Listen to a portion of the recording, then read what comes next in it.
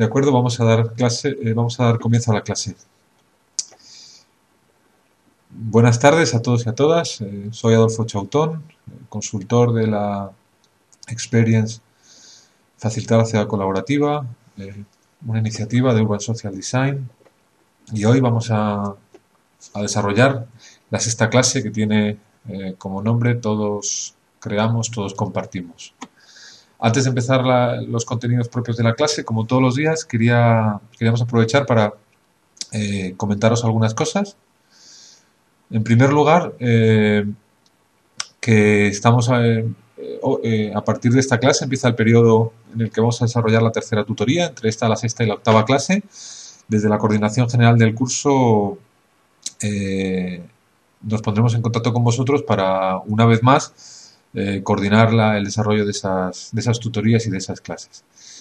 En segundo lugar, bueno, comentaros que el blog cada vez está funcionando mejor y cada vez tiene más contenido y que ahí nos tenemos que animar todos, disculparme yo el primero, a ir enriqueciendo las aportaciones de cada uno de nosotros con lo que nos parezca, comentarios, aportaciones, sugerencias, etcétera, etcétera. Si alguien todavía no ha subido el comentario sobre su propuesta, sería interesante hacerlo lo antes posible para que todo el mundo ya tenga un poco la visión de qué estamos trabajando cada uno. La dirección del blog, por si hay alguien que esté en el chat viéndonos y no sea participante de la Experience, la acaba de facilitar Francesco a través del propio chat. http://ciudadescolaborativa.posterus.com. Por mi parte nada más, lo que teníamos que tratar así un poco a título informativo ya lo hemos visto. No sé si alguien tiene alguna pregunta, algún comentario, alguna sugerencia.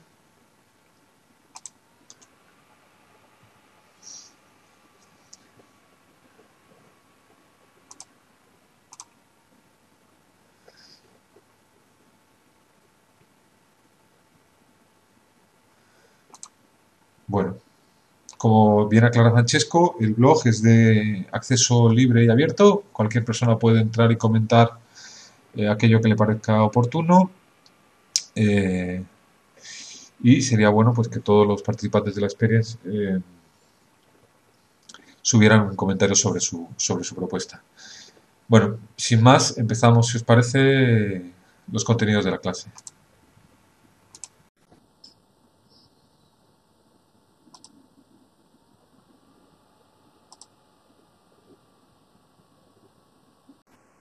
Urban Social Design Experience.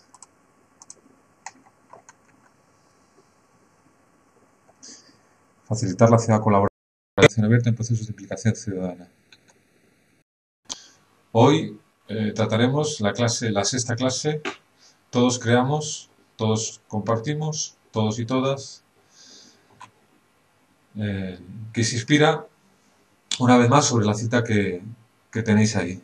Una nueva forma de entender la cultura en la que el artista deja de ser el genio creador romántico para convertirse en un productor que fabrica herramientas que luego el público puede utilizar para desarrollar sus propias creaciones artísticas. El artista deja de ser creador para convertirse en un medio. El público deja de ser un mero observador para establecerse como creador. Esta sexta clase sería la tercera y con ella cerraríamos el ciclo dedicado exclusivamente a innovación social, que decíamos la tercera de ese ciclo. Después de las dos anteriores los trabajamos sobre la idea del consenso y estuvimos haciendo una pequeña reinterpretación del pro común. Hoy, esta clase, pues nos centraremos sobre todo en esa idea de cómo crear procesos abiertos, enfocar la innovación social a través de procesos abiertos, en los que precisamente el creador se convierte en un medio y no simplemente en ese papel a veces demasiado idealizado del creador como un simple transmisor de su obra.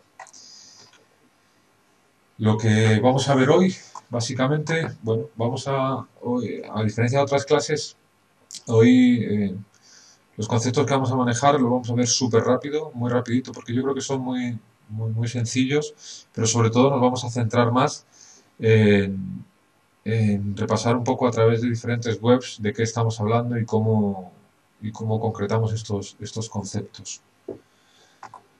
Eh, el primero de los conceptos que queríamos ver en cuanto a hablando de procesos abiertos es que está en nuestras manos, y lo que queremos plantear aquí, o lo que yo os quería plantear aquí, es que tenemos tecnología más que de sobra posiblemente, y quizá lo que nos falta es enfocarla o utilizarla o ponerla al servicio de de procesos sociales abiertos.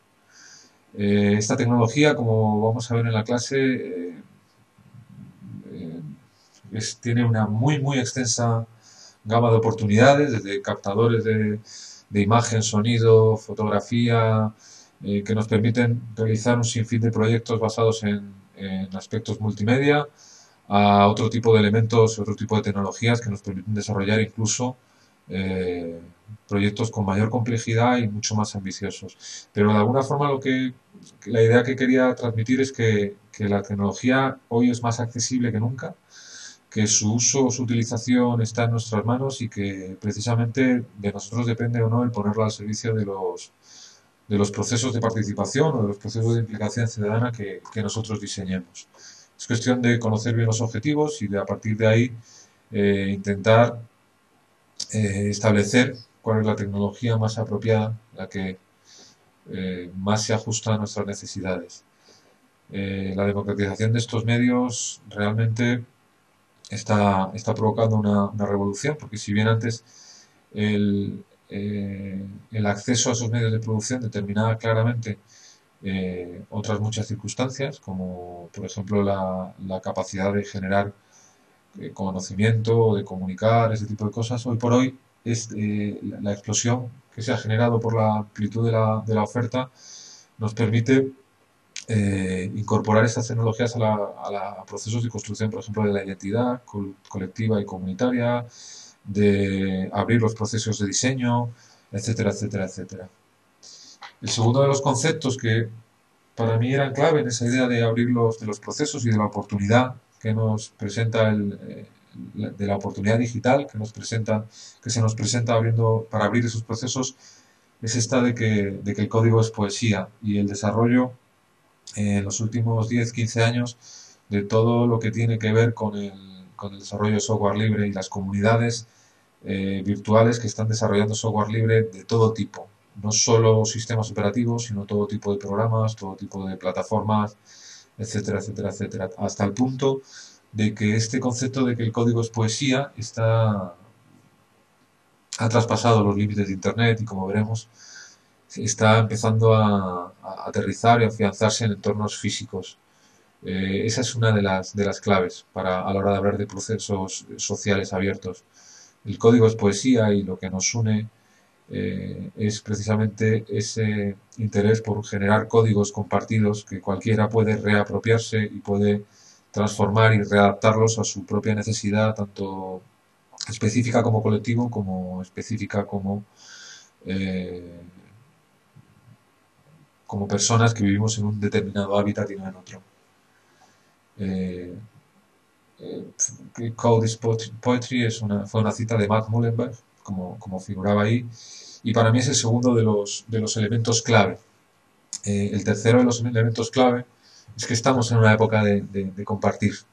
Es que ya en realidad también esto es otro concepto que nos ha redescubierto Internet, pero que hoy por hoy es imposible repensarnos sin esta lógica, sin la lógica de que estamos hiperconectados y que precisamente eso nos da unas posibilidades de compartir todo aquello que queremos eh, prácticamente sin límites. Estos tres elementos combinados, o la combinación de estos tres elementos, por un lado, la disponibilidad de tecnología a nuestro servicio que nos permite socializar precisamente la innovación. Por otro lado, el concepto del código abierto, del open source, o extraído del desarrollo de software libre y de herramientas de uso libre por multitud de personas organizadas a través de comunidades creativas en todo el mundo. Y este tercer elemento de las herramientas, la cantidad de herramientas que, que tenemos a nuestra disposición para compartir todo tipo de contenidos, ideas, noticias, información, ese tipo de cuestiones. Creo que la combinación de esos tres elementos, eh, muy vinculados a los entornos digitales, nos permite tener una oportunidad hasta hoy desconocida de abrir los procesos de participación y de incorporar al ciudadano como usuario y co-creador de su propia realidad y de los elementos eh, que para su desarrollo cotidiano necesita.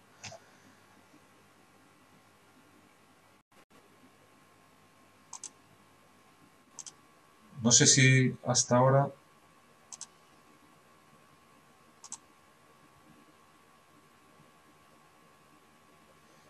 no sé si me podéis seguir, va todo más o menos bien. El otro día como tuvimos problemas,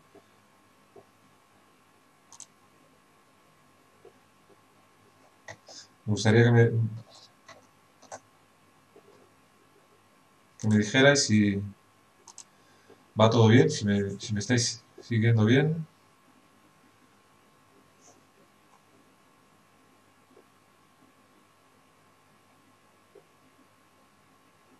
Ok, perfecto. Sí, como dice Francesco, la combinación de esos tres elementos nos permiten dar un salto cualitativo en los procesos de implicación y de participación brutal y nos permiten sobre todo abrir unos procesos que hasta hoy lo que conocíamos es que ocurrían de forma cerrada, vinculados solo a determinadas organizaciones o determinados entornos. Perfecto, paso entonces, bueno, empezamos, vamos a hacer un poquito de repaso por unas cuantas webs que he traído preparadas y si os parece vamos avanzando. La primera web que quería compartir con vosotros tiene que ver, bueno, yo creo que es de sobra conocido y todos coincidiremos sobre ello, tiene que ver con el surgimiento de la web 2.0 y el potencial que tiene. Yo he elegido esta imagen y podría haber sido otra. Recoge muchas de las plataformas y, sin embargo faltan otras muchas. Algunas de ellas tienen conceptos más abiertos y otras menos abiertos. Pero sobre todo lo que quería hacer con vosotros era un repaso del corolario, nunca mejor dicho, que en torno a la web 2.0 está surgiendo, ¿no? Y aquí pues vemos el desarrollo de blogs, de señalizadores sociales, de repositorios de imágenes, repositorios de vídeo, herramientas para hacer streaming, wikis para hacer ediciones colaborativas de documentos y de proyectos, repositorios de música, etc, etc, etc. Eh, esta, esta lista empieza a ser interminable y va creciendo eh, de forma exponencial. Lo que sí que está claro es que ha llegado de alguna forma para quedarse y que hoy por hoy no podríamos entender Internet si no lo entendemos a través de toda la red social o todo el desarrollo 2.0 que conlleva desde hace 4 o 5 años. En segundo lugar, además del concepto de compartir, que decíamos que es una época de compartir, hablábamos de la idea del código abierto. Y aquí simplemente os traigo unos fogonazos de algunas de las herramientas, desde las más básicas vinculadas a la edición de imagen, como puede ser Inkscape, que permite la edición de gráficos vectoriales bueno, de forma muy intuitiva y muy sencilla y con unas calidades muy interesantes. O en paralelo también, por ejemplo, la plataforma GIMP, ambas de código abierto y basadas en código GNU, destinada a la edición de imágenes más tipo raster. La combinación de ambas nos permite prácticamente hacer todo lo que necesitaríamos hacer a nivel de usuario con una imagen y para vincularlas a nuestros procesos de diseño. Eh, He traído las dos vinculadas a imagen, pero existen herramientas libres en la web para desarrollar proyectos en vídeo, proyectos en audio, bueno, una infinidad de herramientas. Básicamente empiezan a surgir casi todas las herramientas que podamos encontrar de software propietario tienen un equivalente de código abierto o de software libre. Y, y en concreto estas dos, que yo las manejo en mi día a día, os diría que con unas prestaciones prácticamente similares o equiparables a las que te puedo ofrecer eh, esas otras herramientas de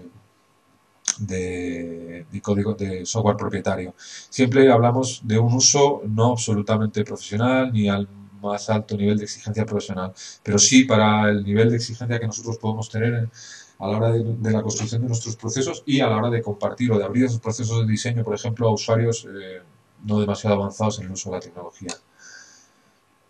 Otra herramienta para que veáis hasta qué tipo de herramientas llega la posibilidad de utilizar el código abierto sería GVSIG, que es un sistema de información geográfica también de software libre, desarrollado en este caso por la Generalitat de Valenciana. Es un proyecto institucional, pero que nos permite también un desarrollo de, de un sistema de información geográfica basado en el código abierto.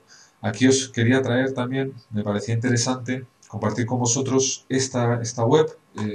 Pondré todos los enlaces en la presentación final, pero para mí es una web que utilizo también mucho porque es en realidad What's New es un repositorio de herramientas gratuitas que existen a nuestra disposición en la web y las hay vinculadas, como vemos aquí, al bienestar, deportes, mejorar el mundo, recetas de cocina, a la comunicación, al uso, a la multimedia, editores de imágenes, audio, prácticamente todo lo que puedas necesitar en un momento determinado vinculado a herramientas gratuitas en Internet. Se puede buscar a través de esta web y suele dar buenos resultados. Hay que hacer a veces hay que indagar un poquito porque en determinadas herramientas hay tanta oferta que hay que ver cuál es la que se ajusta más exactamente a lo que nosotros necesitamos para nuestro proyecto.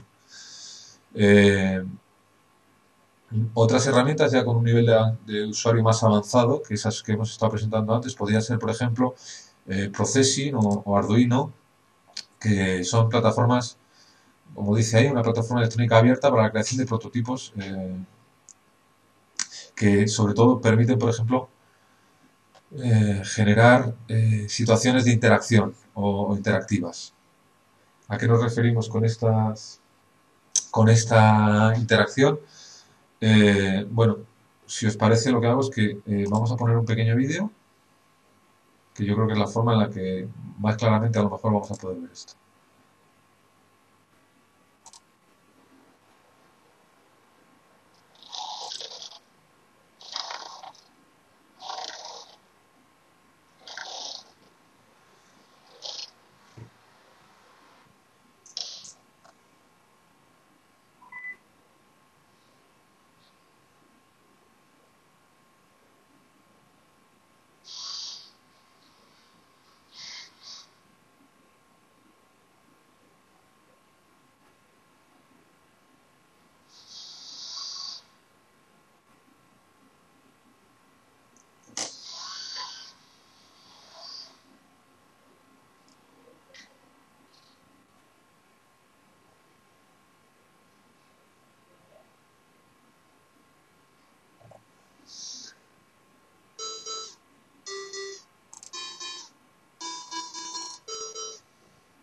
La, lo que hemos visto simplemente es una, eh, la aplicación de este software de processing vinculado a una instalación interactiva en la cual la cortina se movía cuando identificaba que una persona pasaba por delante.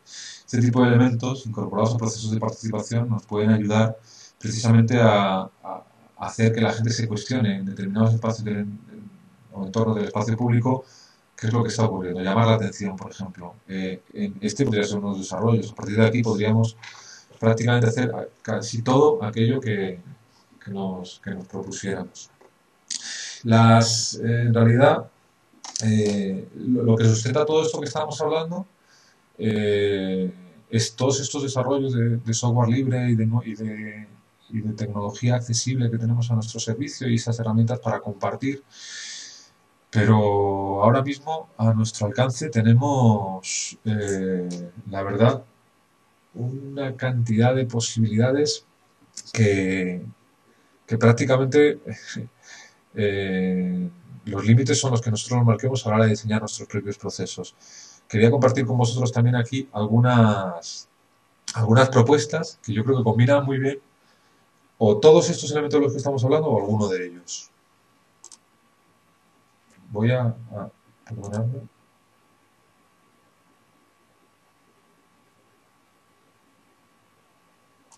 Vale, por ver que veo el chat para ir viendo que me vais siguiendo sin problema. Esta es otra propuesta, por ejemplo, vinculada al código abierto y es la realización es un proyecto de código abierto para crear el primer sistema operativo libre para teléfonos móviles.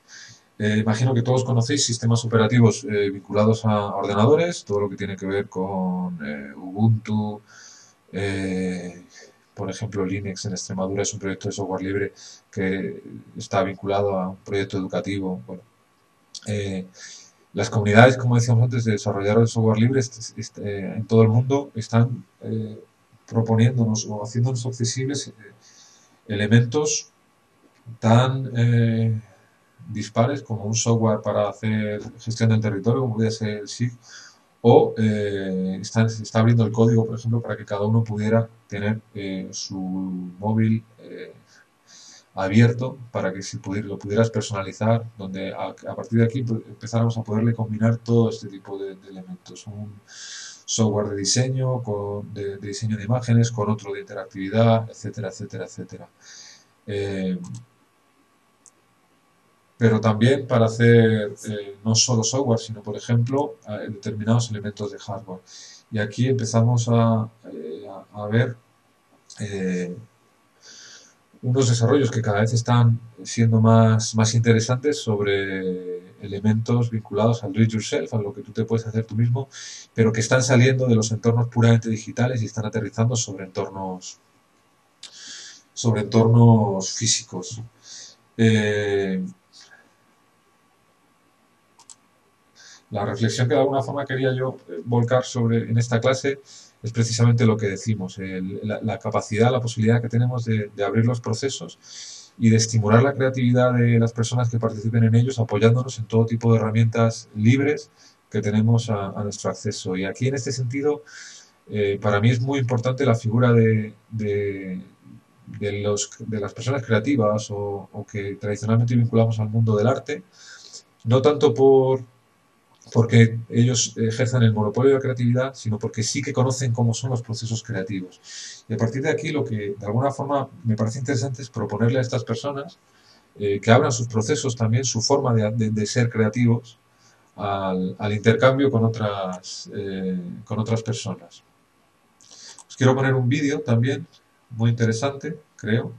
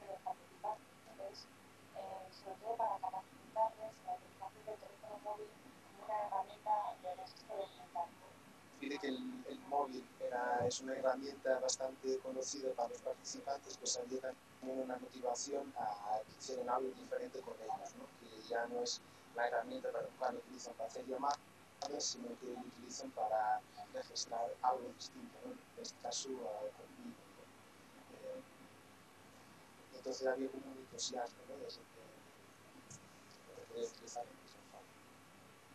Durante los talleres hacíamos también un repaso de la planificación de las grabaciones y consensuábamos las preguntas que teníamos que realizar durante las entrevistas.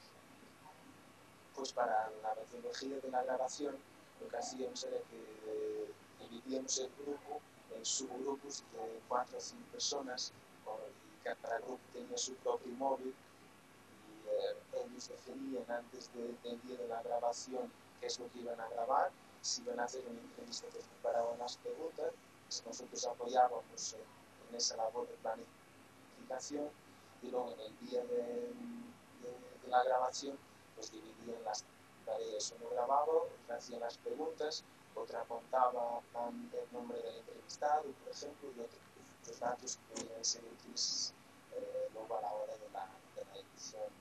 Bueno, creo que el objetivo ya tenemos claro, ¿no? Que las autoridades se enteren que verdaderamente la tuberculosis está atacando a las poblaciones más vulnerables de nuestra provincia, y más, no es poder visualizar, más que todo, que la población civil se entere de toda esta problemática que sufre la discriminación, la estigmatización de la persona afectada de tuberculosis. El primer problema de esto es la falta de educación en la empresa. Y además de la falta de educación, para mí es indiferencia. Bueno, el proyecto habla, que es este del que estáis viendo, es un proyecto es la campaña de comunicación de ANESBAT que realizó el año pasado con sus contrapartes, tanto en Perú como en Bangladesh. Y lo que se propusieron ahí es no tanto documentar ellos. Sí, se veía un poco entrecortado y el volumen era quizá demasiado bajo. Os pido disculpas. Lo que contaba un poco el vídeo es, ANESBAT lo que propuso es que no ser ellos los que documentaran lo que ocurre en el trabajo que desarrollan y cómo lo desarrollan sus contrapartes, sino capacitar a las personas que hacen ese trabajo en sus contrapartes para que sean ellos los que a través de un documental colaborativo hecho con móviles cuenten en primera persona cómo ha sido su proceso. Aquí, de nuevo, lo que veníamos planteando, los dispositivos móviles son súper accesibles y empieza el uso es tan generalizado que prácticamente en cualquier parte del mundo las personas están familiarizadas con su uso. Tradicionalmente estamos acostumbrados a utilizarlos como para hablar por ellos, pero traen tantas herramientas y, por ejemplo, las posibilidades de hacer vídeo y cada vez mejor, que en realidad lo que permitía es que estas personas pudieran, con la suficiente metodología, organizarse para hacer un vídeo colaborativo en el que contaran desde su primera persona cómo es su realidad y cómo ven ellos y perciben su realidad. A partir de aquí, si además de tener la tecnología para captar, conocen el proceso o se les ha facilitado el proceso y además esa documentación se puede colgar en las redes, lo que encontramos es una situación en la que ellos mismos le pueden estar contando al mundo en tiempo real prácticamente su propia visión precisamente de su realidad y cómo incluso la pueden proyectar. Sí, os paso el enlace, no sé si lo queréis ahora mismo, de todas formas lo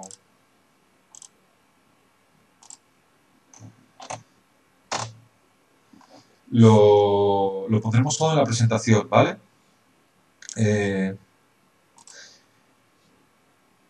Otra experiencia que me parece interesante, que vincula parte de estas ideas de las que estamos hablando, es, por ejemplo, esta idea de goteo, del Creative Microcredits, que en realidad es una apuesta por el crowdsourcing y que lo que propone de alguna forma es ofrecer una herramienta a través de Internet en la que los colectivos puedan autofinanciarse de forma que se genera una red social,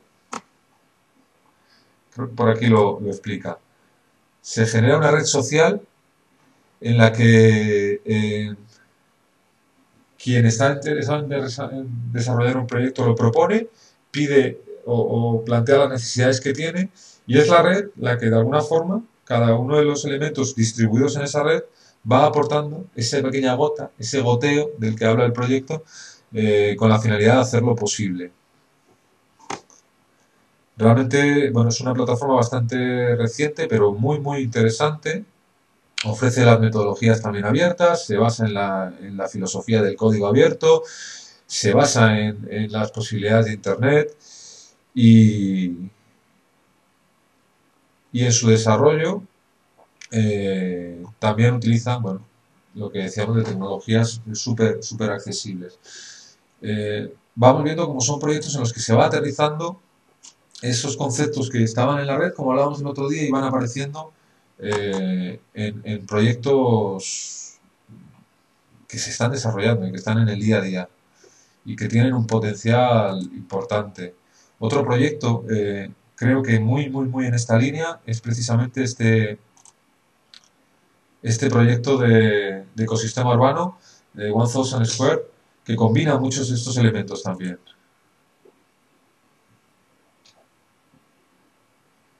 Lo voy a hacer, porque no sé si se me escucha si lo pongo en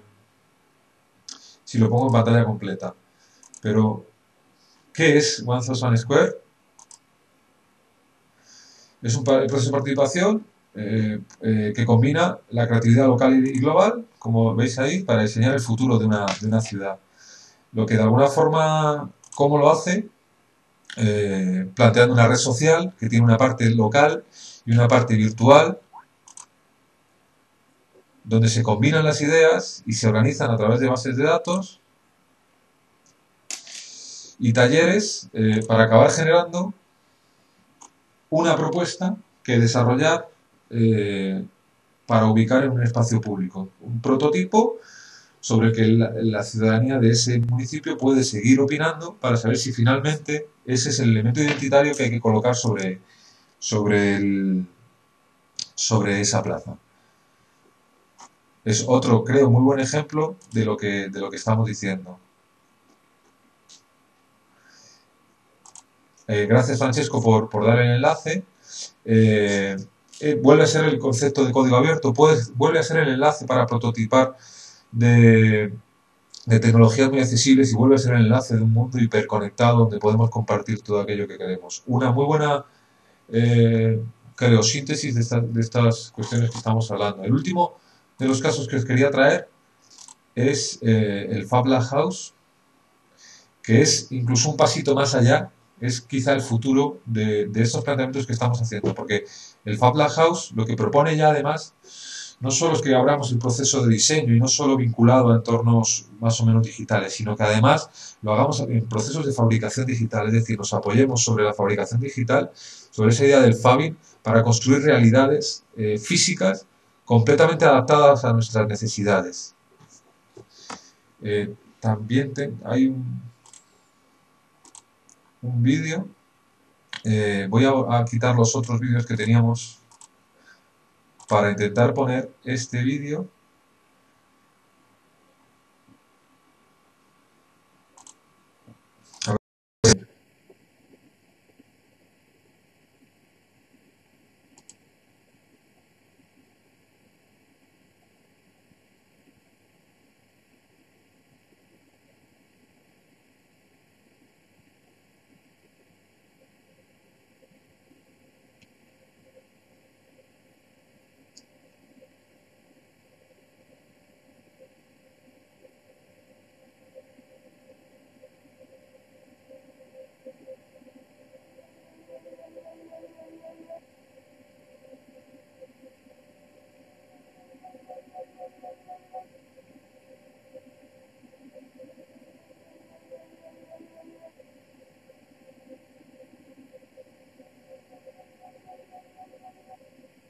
Para desarrollar nuestra instalación en la Bienal de Venecia, decidimos que el propio proceso de realizar la instalación tenía que formar parte de esta reprogramación del mundo que debería construir un mundo más eficaz a partir de reestructurar los procesos con los cuales hemos funcionado tradicionalmente, especialmente a lo largo del siglo XX.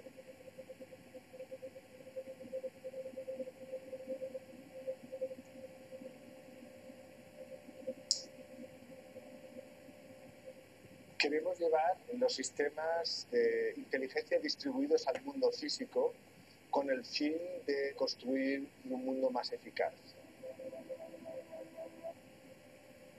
El experimento consiste en poder proponer líneas de código que nos permitan explicar al mundo cómo podríamos construir una ciudad, un territorio y finalmente un hábitat más eficaz a partir de replantear funcionalmente cómo se conectan y cómo funcionan las cosas.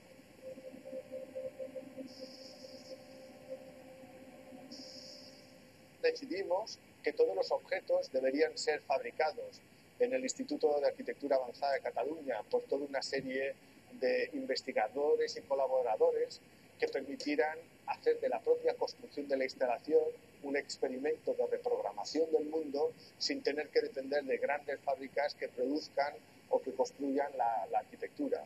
Y para ello decidimos utilizar el metacrilato, que es un material translúcido y que nos podía reflejar de una forma directa cuando un objeto está encendido y cuando un objeto está apagado.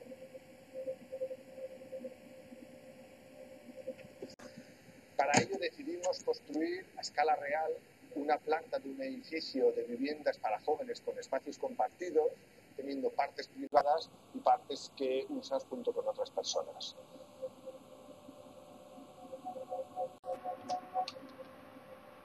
El modelo para la construcción del mundo físico, compatible con los sistemas de redes, debía cumplir dos características. La primera, se deberían definir de forma exhaustiva cualquier tipo de actividad que existe en el territorio. Por otro lado, nuestro sistema debía ser multiescalar. Debía ser posible aplicarlo desde una escala individual, una escala de una planta de un edificio, un bloque, un barrio, un distrito, una ciudad, una región, un país, un continente y todo el planeta.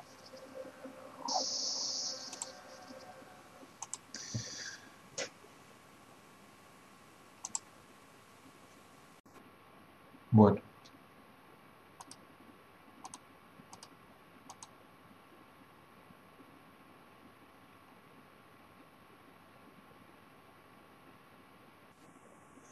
Bueno, hasta aquí más o menos los contenidos que yo tenía preparado para esta clase y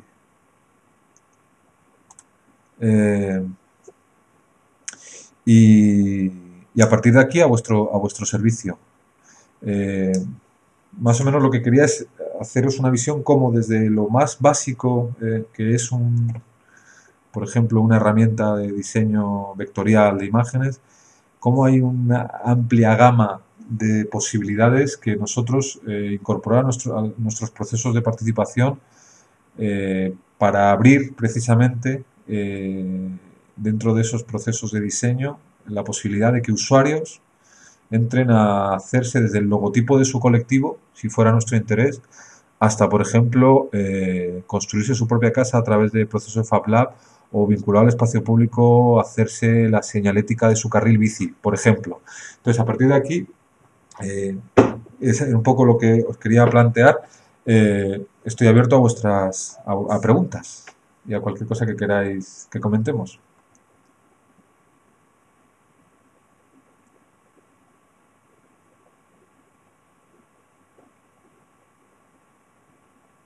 Vale, precisamente el último vídeo, me pregunta Francesco si lo puedo comentar un poco, es un vídeo que se presentó en la Bienal de Venecia y trata de contar un poco lo que es ese proceso del fabbing. Todo lo que habéis visto está construido en metacrilato blanco, como comentaban, reproduciendo lo que sería el diseño de una planta de viviendas para jóvenes con usos compartidos y usos personales, y todo está construido en metacrilato blanco para que se pueda ver lo que se va activando en cada caso. Pero sobre todo lo interesante de eso es que todo estaba diseñado a través de la tecnología del Fab Lab y del fabbing. Y cómo va vinculando a esos elementos físicos también determinados sensores y otros elementos que permiten generar una estructura, una arquitectura digital o virtual que permite ir visualizando también cómo se interconectan unos con otros y los usos que se le van dando.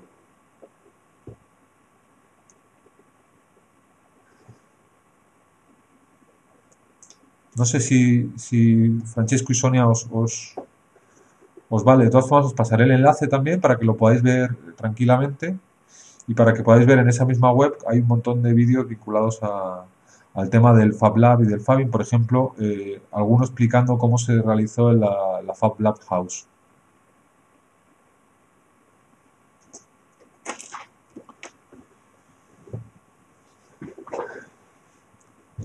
Jorge pregunta si puedo explicar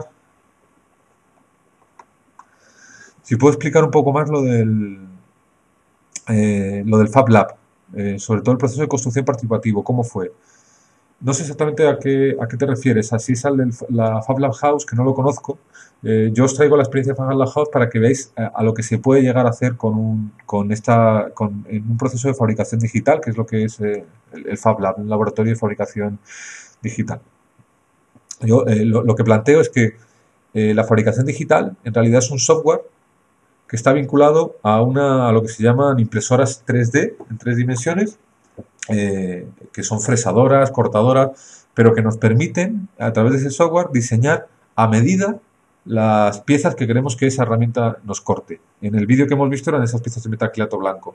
Pero nosotros, por ejemplo, podríamos vincular a un colectivo de nuestra ciudad en el diseño, por ejemplo, de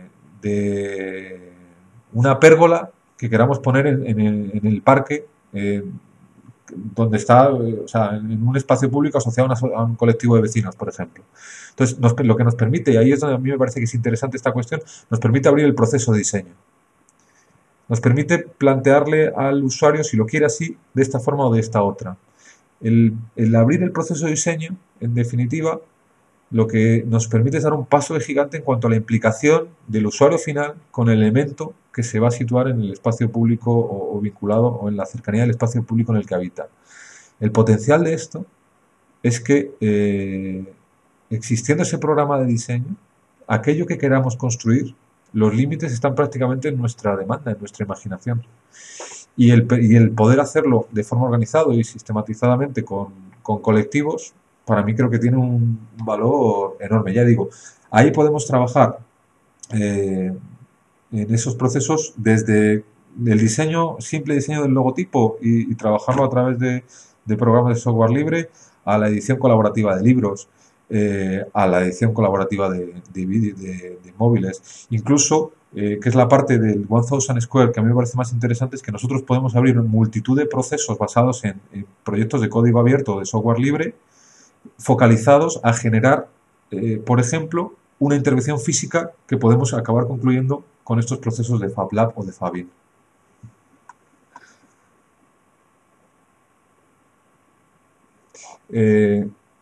Jordi comenta que los procesos son estimulantes, pero que nos obliga a dominar esta tecnología o resto de gente que la domine, y no siempre hay recursos destinados a participación para hacerlo. Y además, que los planteamientos son interesantes, pero que si perdemos la finalidad de vista se queda una excentricidad. En realidad es verdad que determinados elementos en ocasiones, o sea, ahora mismo, por ejemplo, el tema del Fabbing es un tema absolutamente emergente y todavía su utilización o su generalización, nos engañaríamos si dijéramos que es accesible a que cualquiera puede ponerse con esas herramientas en un ordenador y hacerlo. Ahora, sí que precisamente lo que sí hay accesible, es decir, la tecnología para hacerlo existe y personas que lo saben hacer también. Ahí es donde yo digo que hay que vincular a esas personas, que son las que conocen el proceso creativo, a que abran su proceso creativo y reinterpreten lo que otras personas plantearían hacer con estas herramientas. ¿De acuerdo? No nos centremos solo en el tema del Fab Lab. Yo lo que quería que viéramos es la amplia gama de posibilidades que hay, desde diseñar un cartel como de forma colaborativa basada en tecnologías de código abierto, a incluso el desarrollo final de este tipo de elementos físicos. Que pueda ser o no una excentricidad, como cualquier proceso de participación que nosotros hagamos. En ese sentido, si recapitulamos un poco sobre todo lo que venimos trabajando en el curso, nosotros diseñaríamos procesos de participación enfocados hacia la sostenibilidad. Y ahí creo que es una línea también de trabajo interesante. En Fab Lab se está trabajando una idea del Green Fab Lab, en cómo incluso se podrían reciclar materiales para acabar. Todavía eso está muy por desarrollar, pero lo que os quería plantear con esta última propuesta es que el futuro en realidad va por ahí. El futuro está pasando de la fabricación digital en 2 dimensiones a la fabricación digital en 3 dimensiones. Y que esto que hoy no deja de ser algo bastante menos asequible que, por ejemplo, la utilización del software libre para hacer un diseño de una imagen, en no demasiado tiempo será una realidad mucho más cercana de la que pensamos. Y de hecho, en entornos empresariales ya se están incorporando Fab Labs que permiten prototipar determinados elementos. ¿Por qué no incorporar eso en procesos de construcción social del espacio público? Un poco yo, por ahí va mi reflexión. Estoy de acuerdo con lo que plantea Francesco, ¿no? Como hace unos pocos años que nosotros gestionáramos el blog de una empresa podía parecer una excentricidad y hoy son tecnologías que precisamente por estar basadas en estas propuestas de código abierto o de código distribuido, lo que hacen es que avanzan, y su desarrollo avanza a una velocidad impensable. Lo primero que se desarrolla es el código y luego seguro que hay alguna comunidad interesada en generar que ese código soporte un software súper intuitivo para poder hacer aquello que nosotros demandamos. Creo que tecnología desde luego nos sobra y creo que, bueno, lo que yo quería plantear por aquí es que estos son oportunidades eh, importantísimas que nosotros incorporar a nuestros procesos de participación. ¿Por qué no socializamos esta tecnología? ¿Por qué no que nuestros procesos de implicación ciudadana nos ayuden también a socializar el uso de esta tecnología? Jordi plantea que si estas herramientas aumentan los recursos necesarios para la participación. Depende, es lo que decíamos, aquí hay que dimensionar entre los recursos que tenemos, el objetivo que queremos cumplir y, y o sea, entre recursos y objetivos. No, o sea, si nos planteamos que si hacemos un proceso de participación en el que no hagamos Fabian es un fracaso, pues está claro que es un fracaso. Ahora, si una ciudad tiene que invertir todos los años, no sé decirte la cantidad, en comprar bancos, que al final son los mismos bancos que se los compras a una fábrica que se los vende a todas las ciudades de tu entorno iguales, a lo mejor dices ese dinero, en vez de directamente gastármelo en comprar los bancos, me lo gasto en un proceso abierto de participación en la que la gente de la ciudad que quiera se implique en diseñar cómo le gustaría que fueran esos bancos y cómo a partir de ahí trabajan sobre su propia identidad y la ven reflejada en el espacio público. El concepto de caro y barato también depende de sobre qué lo enfoquemos. No sé si te contesto, Jordi.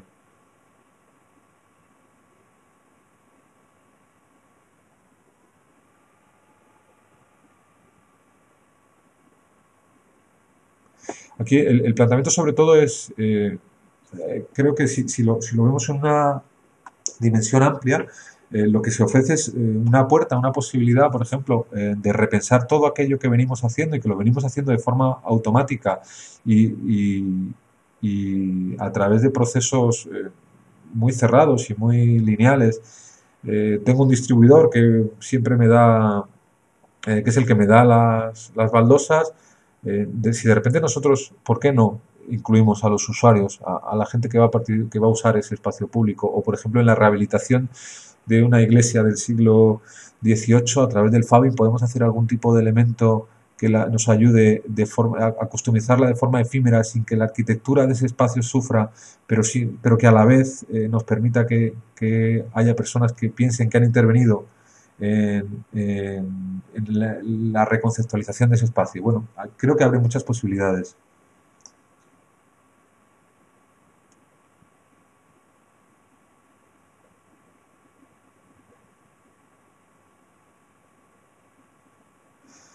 Bueno, estoy también de acuerdo con Francesco. Yo, sobre todo, lo que sí me gustaría compartir con vosotros es que estamos en un momento francamente apasionante, porque todo esto es emergente y porque este es mi punto de vista, pero sin duda por aquí va el futuro. Las ciudades o los territorios que sean capaces de incorporarse en esta dinámica, eh, por ejemplo, yo creo que es uno de los elementos clave a la hora de avanzar en la reconfiguración del espacio público y cómo el espacio público nos puede servir como soporte precisamente de todo este tipo de acciones.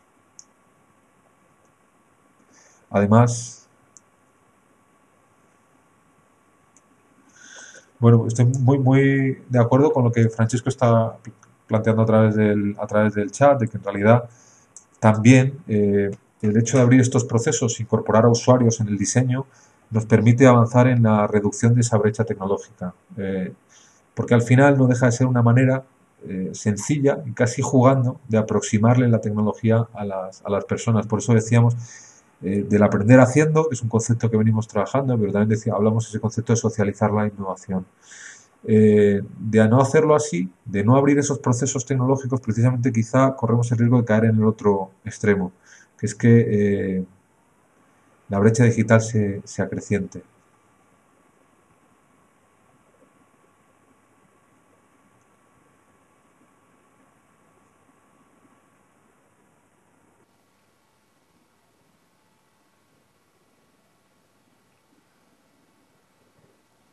No sé si hay alguna pregunta más, Francisco.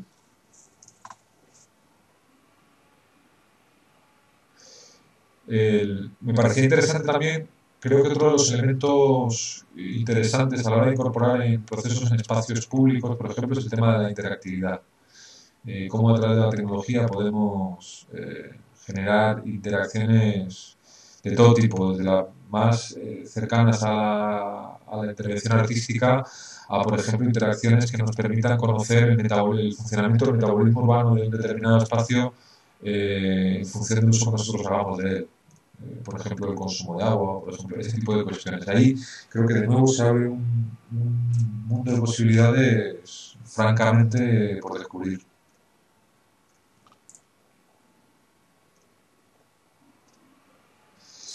Vale, perdona Jorge que no te he contestado quizá la pregunta antes. Jorge pregunta cómo un colectivo puede usar, cómo puede entrar en esa tecnología, cómo puede interactuar, si al final son tecnologías que necesitan una gran especialización. Precisamente aquí es donde vemos el papel de lo que hablábamos al principio con la cita. ¿Cuál es el papel del artista? ¿O cuál es el papel del tecnólogo? Lo que yo planteo aquí es que precisamente el papel nuestro como técnico, ya seamos más artistas, más tecnólogos, es abrir el proceso y es acercar esta tecnología al usuario. Nosotros tenemos el conocimiento técnico de cómo se utiliza esa tecnología y para qué puede valer, pero si la posibilidad que tiene de dar soluciones a escala local necesita que combinemos en nuestros procesos creativos, los hagamos de forma abierta e incorporemos la visión del usuario.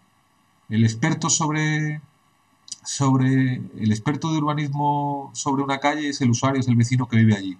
Entonces, si somos capaces de abrir estos procesos hacia un objetivo compartido, alguien que maneja una tecnología la pone al servicio de alguien que conoce la demanda o que conoce la realidad del sitio, empezamos a generar procesos participativos, bajo mi punto de vista, muy ricos y muy interesantes.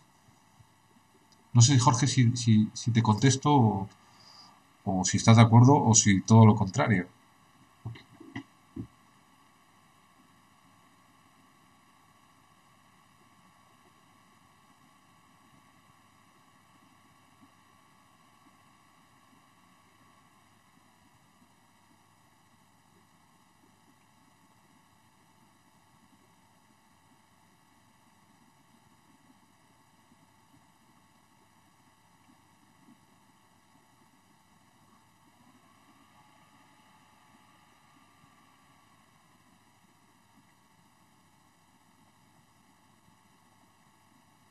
Claro, estoy de acuerdo con lo que plantea Sonia. En realidad, para mí ese es el papel del activista o del activista ahora mismo, del activista social, es hacer una mediación entre la tecnología y las posibilidades que abre y su entorno social. Ahí creo que hay un camino por andar fascinante.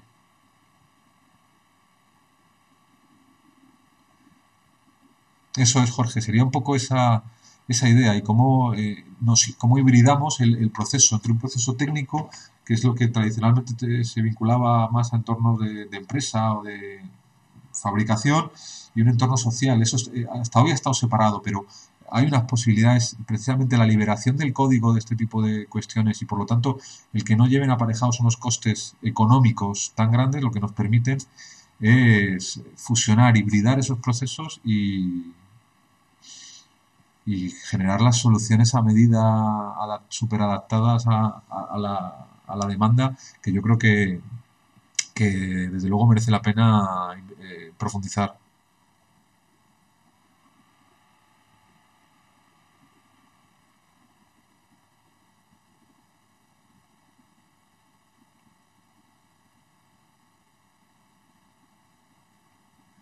Sonia plantea, por ejemplo, si en vez de dibujar y luego explicar un plano, se trata de buscar otro formato. Igual no hace falta hacer planos. Igual, por ejemplo, podemos soportar sobre una tecnología diferentes planos o diferentes rutas que alguien va haciendo en función de su subjetividad. Y al final de todo eso, tú puedes observar el plano preferido de mucha gente, pero a la vez puedes interactuar haciendo el tuyo. De alguna forma, precisamente esto está ahora en la base de todo lo que hablamos. Precisamente esa es la revolución que hablábamos y la oportunidad de lo digital.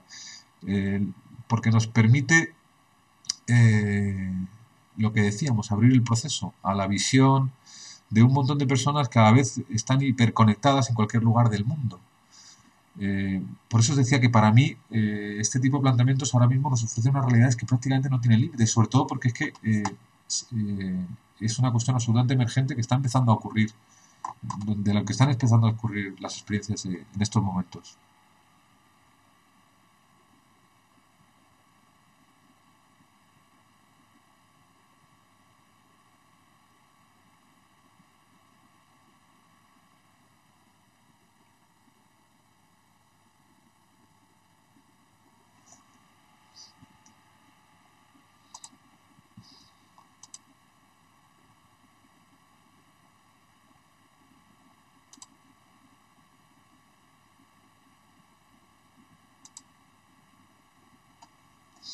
En efecto, estoy de acuerdo con Sonia, que en cierta forma supone un cambio radical del papel del profesional, pero es que en realidad esto está en la base también de lo que hablamos. Soy profesional pero soy amateur, soy profesional de algunas cosas pero soy amateur en otras, soy experto en algunas cosas pero sin embargo, es decir, ya esos perfiles puros cada vez existen menos y aquí lo que se abre es una posibilidad precisamente de trabajo en red, porque el profesional que diseñe los planos entre comillas, que nosotros de la pérgola que queremos hacer en nuestro parque, no tiene que estar ahí.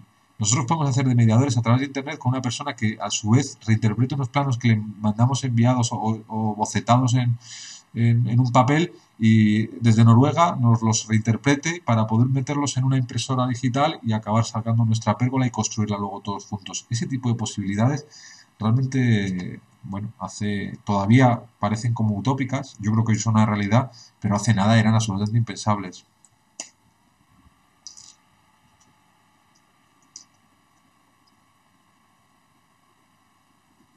Jordi plantea que si queremos planificar una red de saneamiento, tendríamos que hacer un plano y probablemente los vecinos no tendrían mucho que decir. Depende en qué elementos. O sea, si las infraestructuras, por ejemplo, tendemos a pensar que son precisamente estructuras que no le interesan a nadie. Ahora, en un planteamiento en el que cada vez el metabolismo de nuestras ciudades depende más del uso que nosotros hagamos de esas infraestructuras, a veces igual es interesante y es bueno que el usuario conozca el por qué esa infraestructura, cómo se organiza y cuál es su funcionamiento. Y a la hora de visualizar ese funcionamiento, se puede hacer además con determinado carácter pedagógico y ahí se le puede incorporar diseño. Yo no descalificaría, o sea, no pensaría, creo que cualquier proceso de construcción de ciudad puede llevar aparejado un proceso de participación que necesariamente va a ayudar a la mejora en su gestión y en su eficiencia a la hora de usarlo.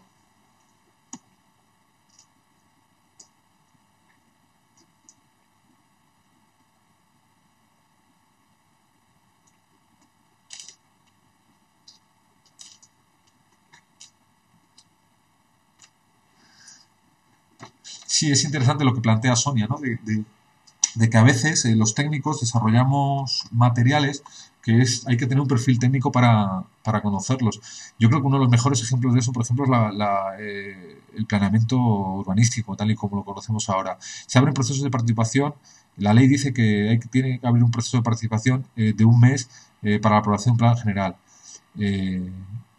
La ley no dice nada de que es decir, lo que se pone a aprobación es el propio plan. La mayoría de veces esos planes son difíciles de digerir para técnicos, pues imaginémonos para ciudadanos. Bueno, eso, precisamente todas estas herramientas también nos permitirían hacer una digestión o ayudar a la digestión de lo que está, de lo que ese código legal va a reflejar y acercárselo al ciudadano de forma que realmente y efectivamente pueda decidir si es o lo que no, o no es lo que quiere para su ciudad.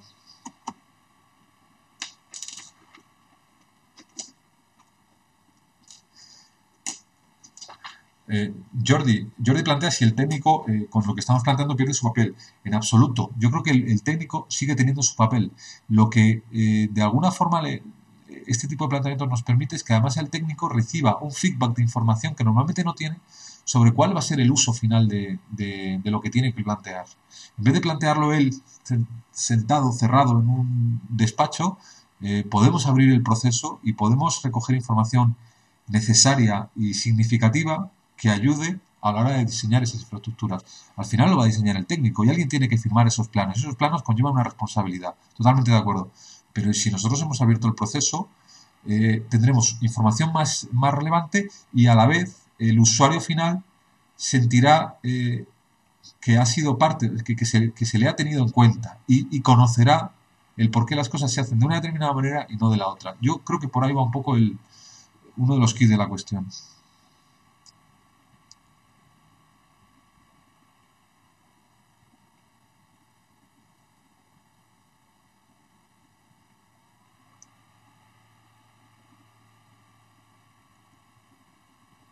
No, Jordi, no supone cargarnos los planos. Los planos van a seguir existiendo. De hecho, la gran diferencia es que abriríamos el proceso de diseño y de construcción de esos planos y luego los compartiríamos, además. De manera que si nosotros hemos encontrado una solución, entre comillas, de éxito que nos ha valido, liberaríamos el código, que es decir, esos planos, los liberaríamos para que en otro lugar del mundo alguien los pudiera descargar, los pudiera revisar y los pudiera readaptar a su propio problema. Creo que por ahí va un poco la clave. Ni mucho menos sería acabar con el trabajo del técnico, sino simplemente abrir su proceso creativo, entre comillas, aunque sea a la hora de realizar un plano de infraestructuras.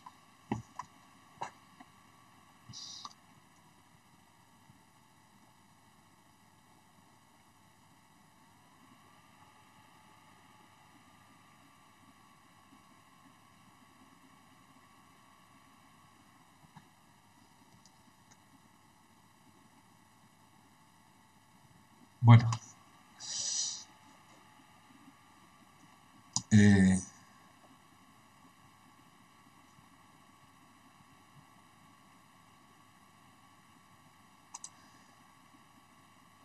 ya lo único que quería también compartir con vosotros es de cara a la próxima clase, para acabar la presentación de hoy, es que el próximo día hablaremos del concepto del VA en el espacio público y social. Es el lunes 11 de abril a las 6, de 6 a 7, como todos los días, en el mismo canal y a la misma hora. ¿De acuerdo? Recordaros también, por último, lo que decíamos, sobre todo a los alumnos matriculados, de que recordaros que sencillamente que nos pondremos en contacto con vosotros para fijar las horas de la tercera tutoría y transmitiros que nuestra satisfacción de que el blog empieza a generar cada vez más contenidos y empieza a haber movimiento. Yo creo que ahora es una responsabilidad de todos y ahí a ver como grupo cómo somos capaces de autogestionarnos y autoorganizarnos para hacer de ese espacio virtual un espacio muy rico de encuentro y para compartir nuestras ideas. Si no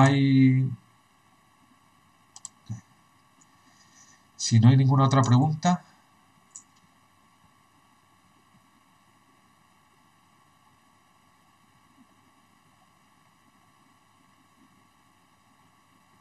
bueno, recojo un planteamiento que hacía sobre los debates presenciales. A mí me encantaría realmente tener encuentros presenciales con vosotros porque es mucho más difícil interactuar con una pantalla que interactuar en el cara a cara entre nosotros. De todas formas, Si os parece que algo no ha quedado o se queda algo en el tintero, yo os remito creo que al blog, que podríamos continuar por ahí y en lo personal también, si alguno no os ha interpretado bien, os pido disculpas y siempre a través de las tutorías podemos seguir avanzando y reflexionando en este sentido todo lo que queráis.